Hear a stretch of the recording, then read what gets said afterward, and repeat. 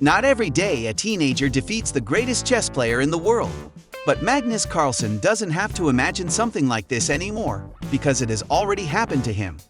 Carlsen is known as the greatest chess player in the world and one of the greatest chess players to have ever lived. However, even the best face stutters sometimes, and this stutter came to Carlsen in the face of Donnarumma Gyökeres. Gyökeres became the youngest player to defeat Carlsen since the Norwegian became world champion almost a decade ago. This is no easy feat, and Gyökeres knows that this achievement will stay with him for the rest of his life. The best part is that he overcame this achievement in his teenage years, meaning he has a pretty bright chess career ahead of him. But what makes us wonder is how he managed to do this. Was Carlsen not ready, or was it just a fluke? We will deep dive into Gyökeres' monumental win and hear it from the winner himself. Beating Magnus is always special, but I was not very proud of that game, Gyökeres said in a press release after beating Carlsen at the Chess Rapid on Sunday. This goes to show how determined this young teenager is. Even though he managed to defeat the greatest chess player in the world, he is not satisfied with his performance. It shows that he has far more room to improve and become even better. Better than Carlsen? We have yet to find out that. Gyökeres smashed the previous record set by his fellow countryman Ramesh Babu Pragnanandha, who beat the world champion in February at 16 years, 6 months and 10 days. It seems like the Indians are making massive strides in the global chess bubble, and Carlsen is finding it difficult to deal with them. With back-to-back losses against Indians, Carlsen hopes the next person he loses to isn't an Indian because it'll be strike 3. The game against Carlsen, however, wasn't an entirely clean win for Gyökeres because, as the game began, Carlsen seemed to be in control more than ever. He had 2 pawns up at the opening, but as the game progressed, he seemed to lose concentration. On his 25th move, he made a major blunder which ended up putting his queen in trouble. I was disappointed because I'd seen an easy way to win, but I thought I'd seen something even easier.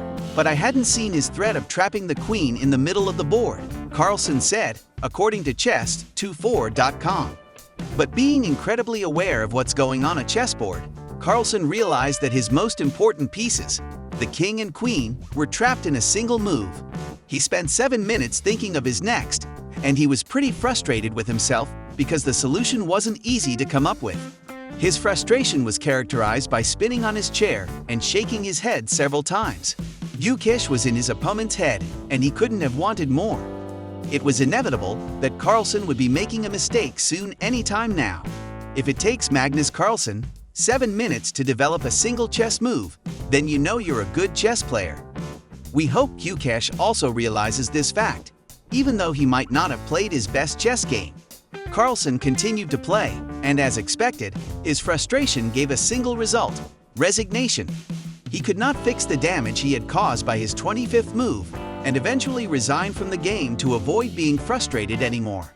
This defeat was significant because it was Carlsen's second defeat in 2 days to one of India's teenage grandmasters. The first defeat came at the hands of Arjun Erigaisi at the Chess Rapid. And speaking of fantastic chess players from India, there was another defeat on the cards for Carlsen at the hands of 16-year-old Aditya Mittal before he managed to scrape a draw. It was an eye-opener for Carlsen, who probably realizes by now that you can't switch off your focus in front of any opponent, especially Indian opponents, or else they're going to punish you badly. Prag is the only one I've lost multiple times to. As for Arjun and Gyökeres, Arjun, I've generally beaten. Gyökeres very similar, Carlsen said in a press release. Gyökeres has been extremely impressive in classical chess recently. Perhaps this rapid win wasn't his proudest effort, even though getting a win is always nice. When the finest chess player in the world praises you like this, it's always something to be proud of. Gyökeres needs to give himself a pat on the back and ensure that he improves. If he keeps going with this kind of determination, he could replace Carlsen in the first spot. Although that time is a little far, it may come. Carlsen, who entered the competition seeking his 5th victory on the Meltwater Champions Chess Tour this year, also fell in a shocking loss to Azerbaijan's Shakhriyar Mamagairov, 18. If we learn one thing from this incident of Gyökeres winning against Carlsen, it is how brilliant chess promotes sportsmanship. Even after Carlsen lost to Gukesh, he wasn't bitter about it and appreciated how well Gukesh was doing in chess. As for Gukesh, he was disappointed with his performance because he knew that he could go much further if he kept his head down and had the right mentality. We hope this beautiful game keeps on improving with such brilliant personalities involved. Maybe Carlsen will finally take even more care when he faces an Indian.